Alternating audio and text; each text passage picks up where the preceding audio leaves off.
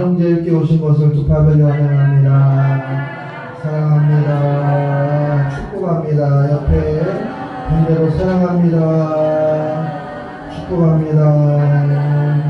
감사합니다. 잘 찍었어요? 들어가세요.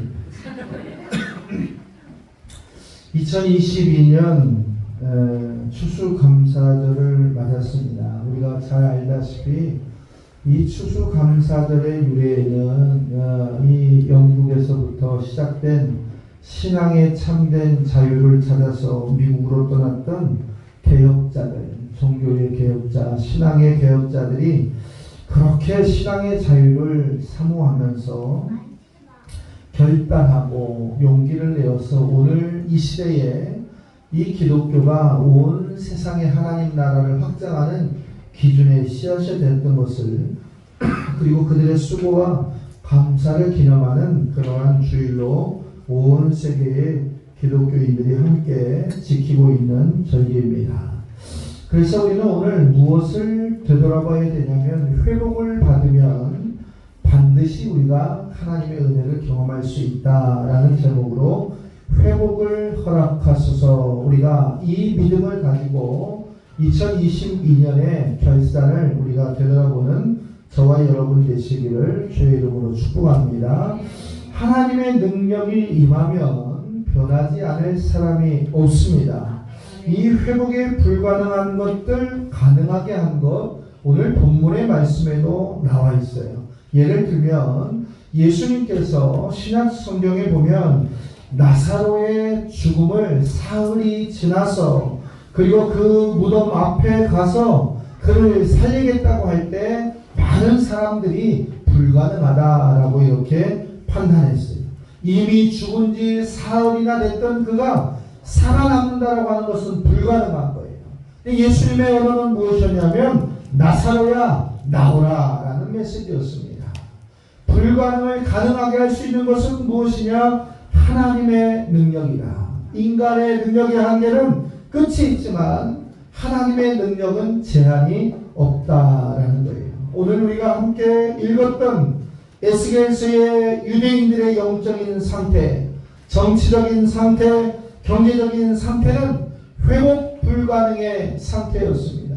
더 이상 되돌아볼 수가 없었어요. 죄악으로 인해서 진노받았고 나라는 망해서 바벨론의 포로가 되었고 그 백성들은 흩어진 백성들이 되어서 누구도 어떠한 지도자가 와도 그들을 추스리고 회복할 수 있는 기준이 될 수가 없었어요.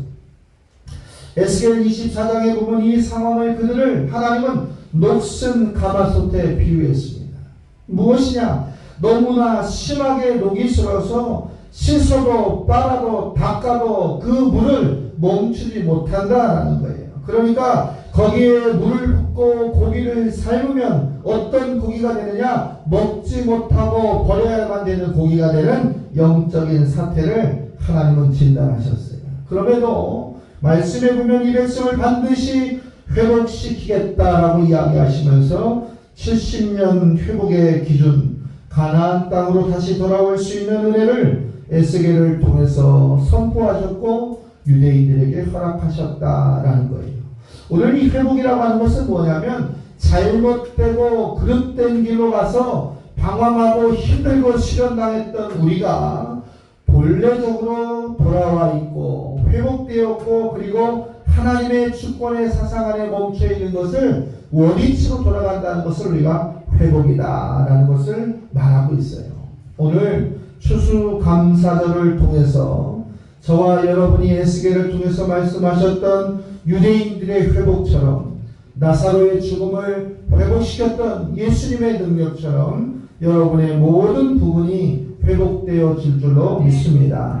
그 회복을 위해서 우리가 무엇을 해야 되느냐? 첫 번째, 정결함의 회복이 선행되어야 한다라는 거예요. 25절의 말씀에 보면 맑은 물은 너희에게 뿌려서 너희로 정결하게 하라 이렇게 말씀하고 있어요. 이 맑은 물이 무엇일까? 이 맑은 물은 하나님의 말씀이에요. 그러니까 하나님의 말씀으로 우리를 정결케 하는 것이 회복의 기준이다라는 거예요. 에베소 5장 26절의 말씀에도 보면 이는 곧 물로 씻어서 말씀으로 깨끗하게 하사 거룩하게 하라. 우리를 깨끗하게 하고 거룩하게 할 수 있는 것은 뭐예요? 하나님의 말씀입니다. 사랑하는 성도 여러분, 이 추수감사절을 맞이해서 우리가 무엇으로 정결함을 회복하느냐? 하나님의 말씀으로 정결함을 회복하여 질 수 있기를 주의 이름으로 축복합니다. 이 더러워진 몸 씻어야 되는 거예요. 그리고 이제 사용한 그릇 물로 깨끗이 씻어야 되는 거예요. 1년 동안 우리가 신앙생활하면서 하나님 말씀 안에 회복되어질 정결함을 씻을 수 있는 저와 여러분 되어야 될 줄로 믿습니다. 시편 119편의 말씀에 보면 청년이 무엇으로 그 행실을 깨끗하게 하리까? 주의 말씀만 지킬 따름입니다. 하나님의 말씀을 지킬 때 우리가 얼마나 많은 유혹이 있습니까? 그 유혹 가운데서 쓰러지고 넘어지는 사람은 예수와 상관이 없는 대마와 같은 사람이 될 수밖에 없습니다. 그래서 이 유혹조차도 거기에서부터 우리가 자유함을 받기 위해서는 그 깨끗함의 비결은 말씀뿐이다 라는 거예요. 시편 119편 11절의 말씀에 보면 내가 주께 범죄하지 아니하리 하여 주의 말씀을 내 마음에 두었나이다. 하나님의 말씀이 우리의 마음에 있으면 우리가 범죄하지 않는다는 경험을 이미 선포할 수가 있는 겁니다.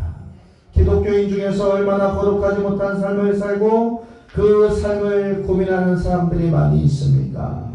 그 사람 속에 말씀이 거한다면 치료받지 못하고 회복받지 못할 것이 무엇이 있겠습니까? 사랑하는 성도 여러분, 배고픈 사람이 배가 고프다 배불렀으면 좋겠다라고 해서 배불러지는 것이 아니에요. 음식을 먹어야 배가 불러지는 겁니다.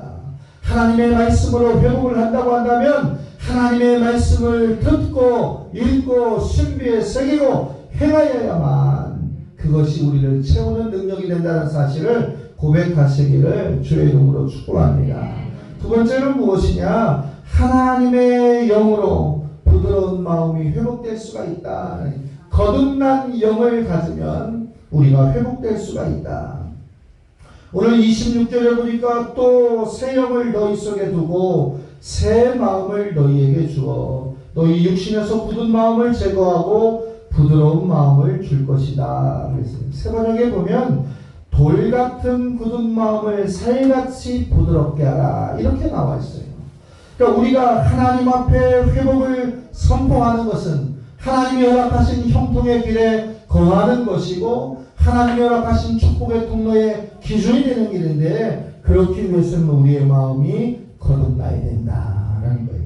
이 마음은 밭과 같습니다. 그래서 밭은 뭐예요? 좋은 흙이 있어야 되고 부드러운 흙이 있어야 되고 영양분이 많은 흙이 있어야 돼요. 그래야 거기서 무엇을 심든지 풍성한 열매가 맺되 성경의 말씀대로 보면 30배, 60배, 100배에 이르는 축복이 그 안에서 일어날 수 있다라는 거예요. 돌짝밭을 생각해 보십시오. 돌짝밭에서 어떻게 30배, 60배, 100배의 열매를 우리가 기대할 수가 있습니까? 오늘 이 에스겔을 통해서 말씀하신 이 부드러운 마음이 거룩한 거듭남의 영이 하나님과 우리의 관계에서 회복되어진다면 우리가 그 주인공이 될 수 있다는 사실을 기억해야 될 줄로 믿습니다. 이 영적인 부드러운 마음, 영적인 부드러운 밭을 회복한다라고 하는 것은 무엇이냐? 하나님과 내가 완전히 부끄러움 없이 형통할 수 있다. 하나님과 나의 관계가 이미 형통의 지경에 이르렀다. 아버지를 부르기에 나는 자족하다라는 거예요. 여러분 마음의 날마다 새 영이 충만하시기를 주의 이름으로 축복합니다. 단절된 죽은 영은 하나님을 아버지라 부를 수가 없습니다. 살아있는 영을 가진 사람은 하나님을 아버지라 부를 수가 있어요. 차를 갖고 계신 분들 있잖아요. 차가 아무리 번듯하고 비싸고 멀쩡해도 그 차에 배터리가 나가버리면 시동이 걸리지 않아요. 사용할 수 없는 차가 되는 거예요. 스스로 충전할 수 있습니까? 그렇지 않아요. 배터리를 교체하는 사람이 와야 되고 충전하는 사람이 와야 되고 그 전기 전열을 다듬을 수 있는 사람이 와야 되는 거예요. 우리의 영도 마찬가지예요. 하나님 앞에서 우리는 원래 다 죽었던 죄악된 영들이었어요. 예수님께서 십자가의 구속의 은혜를 통해서 우리의 영을 살리셨어요. 은혜를 주셨어요. 그리고 그 십자가의 은혜의 삶으로 우리 보고 그렇게 살라고 명령하고 있습니다. 사랑하는 성도 여러분, 우리 안에 거듭난 영이 날마다 확장되기를 주의 이름으로 축복합니다. 거듭났다 할지라도 그것을 유지하고 지키지 못하면 다시 무너지는 거예요. 그래서 육체가 우리의 영을 지배하고 있는 것이 아니라 돌같은 우리의 마음이 우리를 지배하는 것이 아니라 하나님의 말씀이 우리를 지배할 수 있도록 우리가 그렇게 형통함을 사모하면서 사는 추수감사절 되시기를 주의 이름으로 축복합니다. 마지막으로 하나를 더 보면 성령의 능력으로 말씀을 지켜서 행하는 사람이 복된 회복의 기준 가운데 있다라는 거예요. 27절의 말씀을 봅시다. 내 영을 너희 속에 두어 너희로 내 율례를 행하게 하리니 너희가 그 규례를 지켜 행할지라. 명령입니다. 반드시 그 말씀대로 살라고 하시는 말씀에 우리가 아멘으로 화답하고 실천하는 결단과 용기가 있어야 됩니다. 스가랴 4장 6절의 말씀에 보면 만군의 여호와께서 말씀하시되 이는 힘으로 되지 않고 능력으로 되지 않고 오직 나의 영으로만 되느니라. 신앙생활도 영성생활도 능력생활도 승리생활도 가정생활도 직장생활도 여러분의 건강을 잃치는 경제생활에 이르기까지 하나님의 영으로만 될 수 있다는 사실을 믿는다면 아멘으로 화답하고 그 삶을 살아야 되는 결단이 있어야 될 줄로 믿습니다. 아무리 좋은 약이 여러분 집에 수십만 개가 쌓여있다고 한번 생각을 해보세요. 수십이 쌓여있다 할지라도 그것을 먹어야 효과를 보는 것이고 먹어야 건강해지는 것이고 먹어야 그가 결단할 수 있는 이 새로운 도전을 받게 되는 거예요. 성령 충만을 이루는 삶을 경험하시기를 주의 이름으로 축복합니다.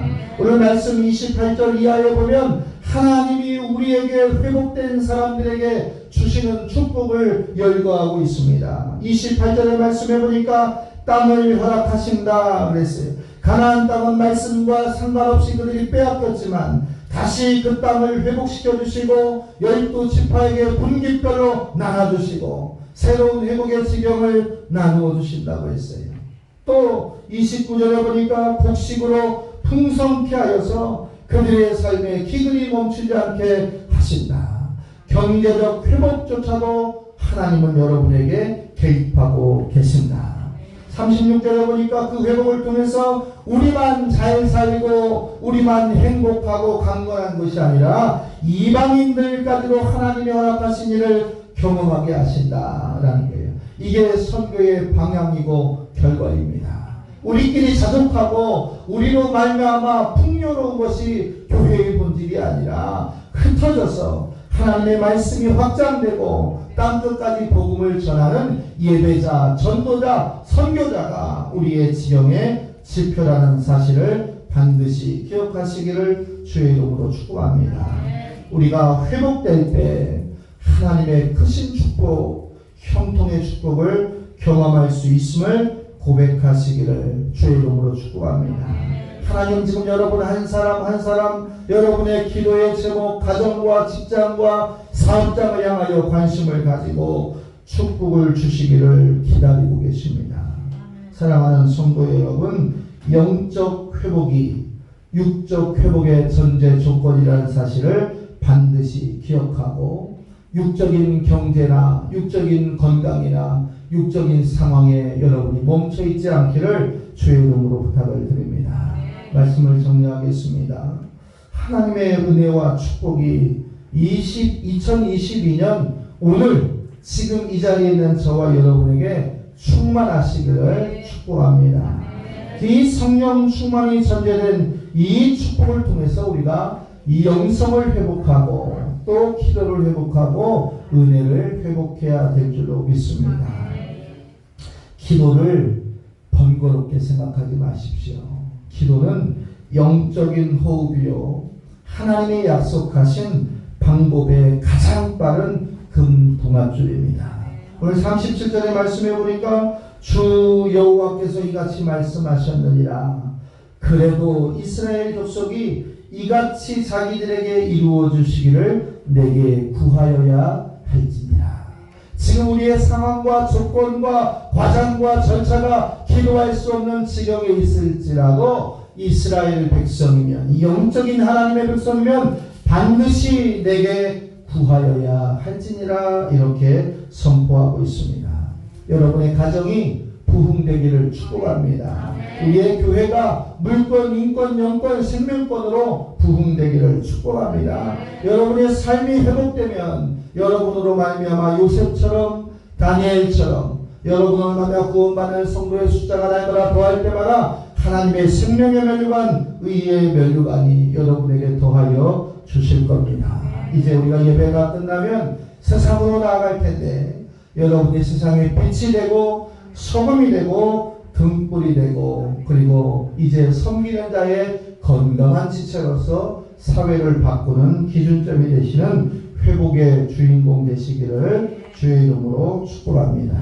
기도하겠습니다.